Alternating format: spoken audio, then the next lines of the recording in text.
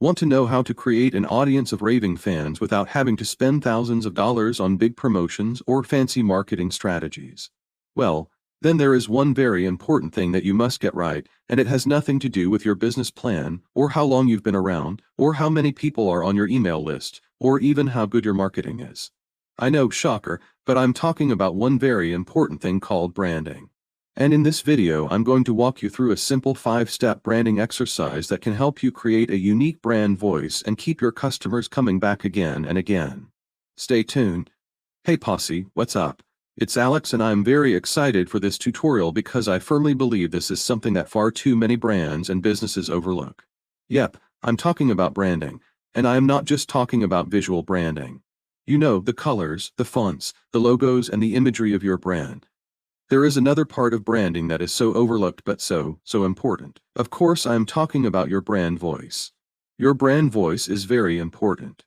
It's what ultimately dictates everything you do in your business, from how you approach sales and marketing to how you handle customer service and even the type of content you post. Your brand voice is what helps your customers get excited about investing in your product or service, and it is the #1 reason why a customer comes back again and again and again. Just like my friend and branding expert Deb Gapper says, when you get branding right, you create irrational loyalty, a condition where people are so bonded to your brand that they would feel like they were cheating on you if they were to go buy something else. And that is exactly the type of feeling you want to induce in your customers, that bond, that connection, because that is what will keep them coming back. Even if a competitor comes up with something bigger, better, and bolder.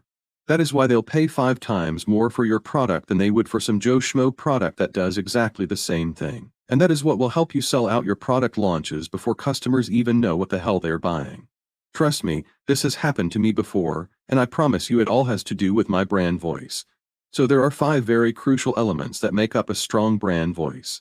And today I am dishing out some fresh perspective and brand new examples of brands and businesses that are building irrational loyalty through branding. Done right now. I save the examples till the end, so be sure to stick around and let's get started with brand voice element #1, your unique selling proposition or USP. Your USP is a single statement that succinctly embodies the one thing that differentiates your brand from your competitors. It promises a specific benefit or a unique feature that other brands and businesses don't have. This is what makes you stand out and answers the question, why would someone buy from you over the competition? Your USP should very clearly communicate these 3 things: what you offer, who you serve, and how you do it. Getting clear on these 3 things will help position your brand or business as the key to helping your customers achieve their goals. So, as an example, the Copy Posse helps rad copywriters and entrepreneurs around the world ignite their businesses with modern copywriting tips, training, and strategies that work today. Alright, moving on to brand voice element #2, your mission statement. Now, this is one of the strongest messages you can communicate as a brand or business, because it's setting the intention behind your brand. It conveys your purpose or why you are here in a way that intrigues, inspires, and motivates both your customers and the people within your organization. It's your way of answering the question, why are you here? Like, really? Why are you here? Why do you exist as an entrepreneur, a brand, or a business? Because here's the reality. We know that there are other brands and businesses and people who are out there doing, selling and offering something very similar, if not identical to what you're offering. So why then? Why did you choose to go into business? And what is it exactly that you want to do better or different? Think of this as your rally cry. It is the thing that brings everyone together for a common cause, a common purpose, or a strong belief. So as an example, at the Copy Posse, we believe that the best copywriting combines the power of authentic brand storytelling with proven direct response marketing principles. And we are so over the scammy and severely outdated tactics we see being used online today. That is why we are rallying the baddest crew of copywriters around the planet to help us with one mission: diversify the internet one word at a time and make caring cool again. So if you're on board with that mission, Posse, give me a thumbs up below. And here comes #3 on my list. Brand story. So, according to research, 80% of customers are more likely to recommend brands they emotionally connect with, and 70% of those emotionally engaged customers will be willing to spend up to 2 times or more on brands they are emotionally loyal to. So how can you foster an emotional connection? Well, through a powerful and relatable brand story. HubSpot defines brand story as the recount of the series of events that sparked your company's inception and expresses how that narrative still drives your mission today. This is where the art of storytelling comes into your brand voice and messaging. And as copywriters, you guys should be absolutely crushing this. Think about it, most people know the backstory behind their favorite heroes and villains because they are compelling and memorable. And yes, just like a superhero's origin story, a strong brand story covers 3 important turning points: the status quo. This is the old norm or the aggravating situation that eventually led you to number 2. The challenge, right? Basically some form of a problem, conflict or adversity that disrupted the status quo and motivated you to find number 3, the discovery. This is the epiphany or the resolution that led you on a personal journey towards ultimately starting your business. And remember, you want to tell this story in a way that your customers can emotionally relate to. So I'll link to my About page below so you can read more about my origin story. Alright, now onto the 4th element of a memorable brand voice. Number 4, personality. Your brand personality is about the real qualities, expressions and emotions it embodies the most. Yes, you need to give your brand human characteristics. Identifying your brand personality is a lot of fun, and it will play a huge role in determining the flow, the tone, and the feel of your copywriting and messaging. So is your brand conversational and playful? Loud and assertive? A young millennial who loves to travel, a genius, a billionaire, a playboy, a philanthropist? What are the defining characteristics that make your brand you? Now another part of your brand personality is your phraseology, or the common phrases, saying words, sign-offs or slang that you tend to use most in your marketing or content and customer communication. So you might have noticed that here at the Coffee Posse, I tend to say a few things over and over and over again, like Benny, that's my word for benefit. The right phrase pays chow for now, rad. I love that word. I know it's like from the 80 seconds, but I love it.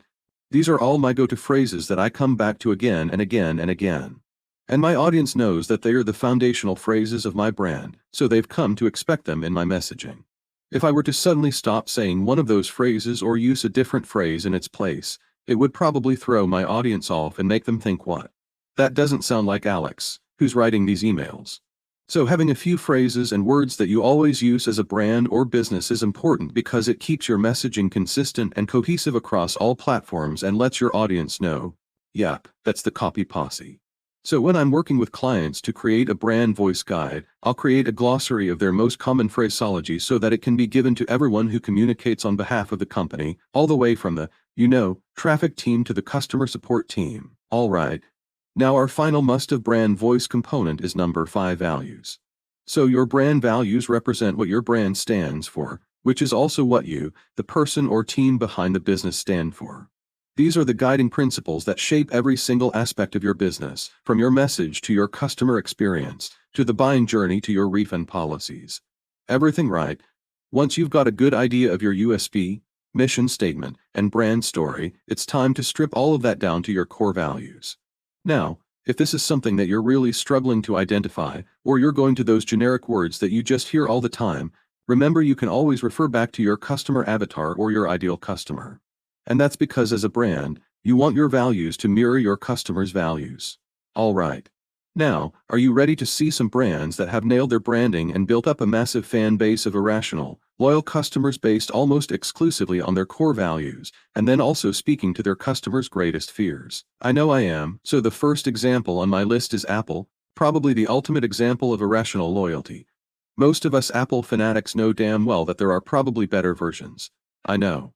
I can't believe I'm saying this of many of Apple's products, but that doesn't mean that we're ever going to make the switch to Android or Google, or I don't even know who else makes phones or laptops. Apple has nailed their branding down so well, and the reason it works is because they have meshed their branding directly with their audience's core value and greatest fear. Their core value, innovation, their greatest fear, to be inauthentic or mediocre. Alright, let's move on to Trader Joe's. So let's be honest. If you're in the health grocery store business, it's kind of hard to compete with Whole Foods. That is, unless you're Trader Joe's.